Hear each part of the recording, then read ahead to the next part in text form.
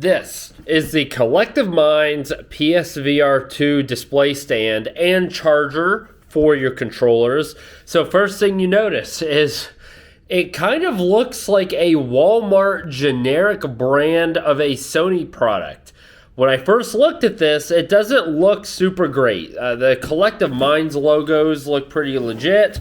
The rest of it just looks like a knockoff generic brand of something like that you'd get from AliExpress or something like that. Also, most of it is in, I know I am stupid, don't make fun of me. What is this? French? I don't know what that is, but not English. It's in both English and whatever other freaking language that is. So, but you know, the box doesn't matter. Really what matters is on the inside, so let's take a look. And then, of course, I'm going to test this bad boy out with my chargers. It is a big hassle. The chargers, or the Sense controllers, rather, for the PSVR2 do happen to go out rather quickly. Again, there's the haptics, there's tracking, there's a lot happening with them that I feel like just makes the battery drain faster. And so after every 2 or 3 play sessions, I have to go and charge. Right now, I'm charging using my actual cord connected to the PSVR, and that's a big pain in the butt. I don't want to do that anymore, so I'm very excited for this to get here, and I really hope that it holds up to the quality that it looked like online and with their videos. So right off the bat, this is pretty good sized. A nice base on it with some little stickies. That's solid. Then this bad boy, you just pop on there. I really like that this is so compact. This is what I liked more than anything about the design, is that you're going to have the headset and the controllers just in a very confined, small space. It does still follow the whole aesthetic of the PSVR and the PS5, the black and the white. So right now, I mean, this looks pretty good. It seems high quality. It's durable. Here I got the charging cord. You just plug that bad boy back there, plug it into the wall. So let's put the controllers and the headset on here, and then I'm going to put it in its place, hook everything up, and see what it looks like once it is charging the controllers.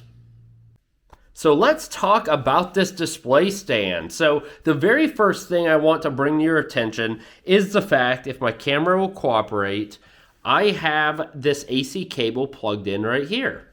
I have my display stand right here.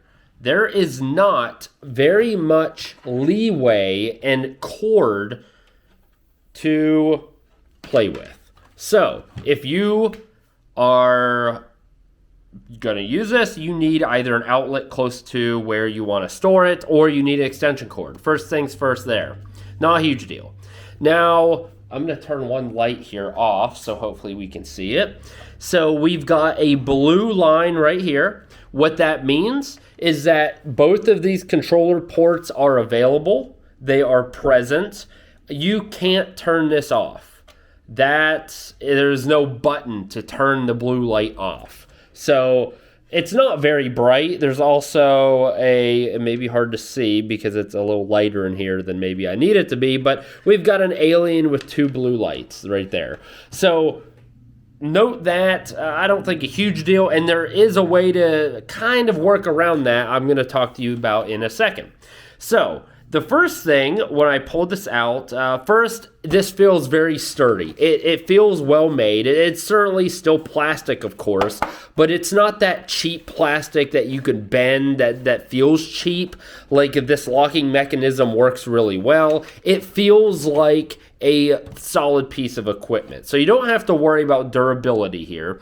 And the first thing I noticed, and I kind of like this, to be honest. So I saw this little nub, and I was like, okay, well, I put my controller in, I connect it to the nub, and now I'm charging. Well, it doesn't actually work like that. So you can take this nub off. It is magnetic right here, so it just goes on and off. The magnet is pretty strong. So you remove the magnet. This handy-dandedly, if that's a word, goes right into your controller. And now what you can do, this magnet, as again, is pretty strong, so it will clip right into the display stand.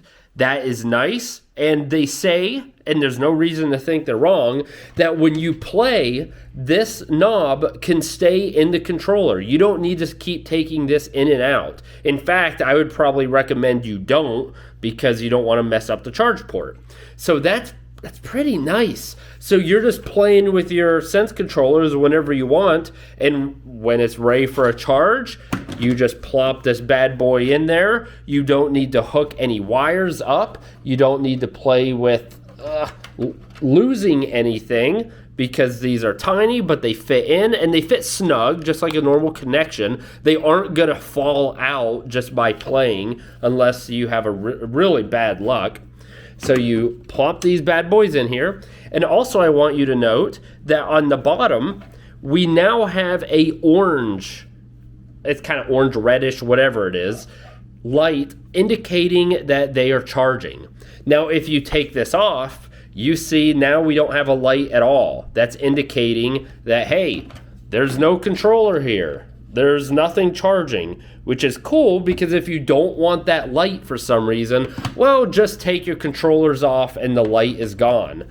So that works pretty well. I like that. A good indicator. Also an easy way to see if sometimes I've put my controller, my DualSense, on the charging stand for Sony, and I don't realize it didn't make a connection. I walk away, I come back, and my battery is still low. That's not going to happen.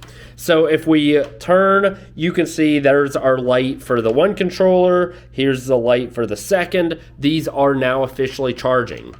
So now we have the PSVR headset itself.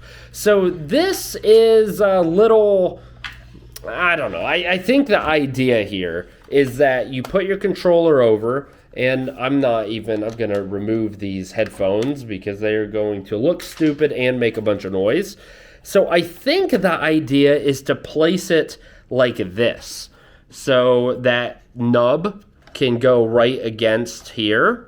And when you do that, the PSVR helmet fits snugly in that indentation on the bottom. So this looks good. It's fine. The one thing I don't like is that it's pretty movable, right? Like there's nothing really holding it there. Whereas the PSVR headset I used to have, the tension within the headset kind of prevented it from being able to fall off. Now, do I anticipate, I don't know, maybe if you have a cat or a dog and they're rambunctious, like this could come off. They're probably not going to knock the controller off, but they could maybe knock that off.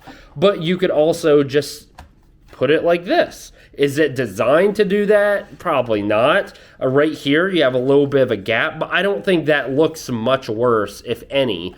So that may be how I use it, but you could do it either way.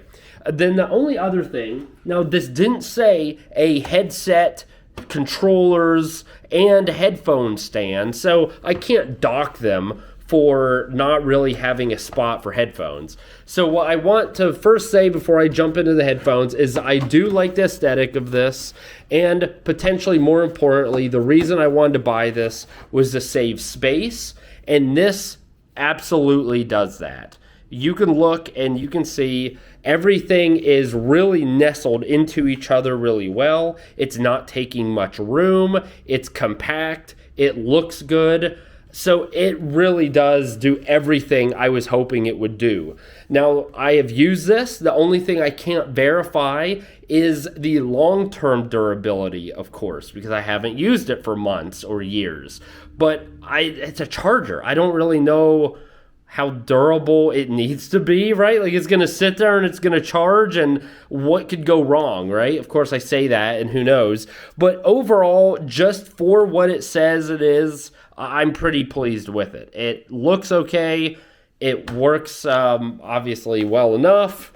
It charges, and then I can just put my little headphones up there if I want. Is that the prettiest spot? No, but I don't want to do this because that looks absolutely ridiculous.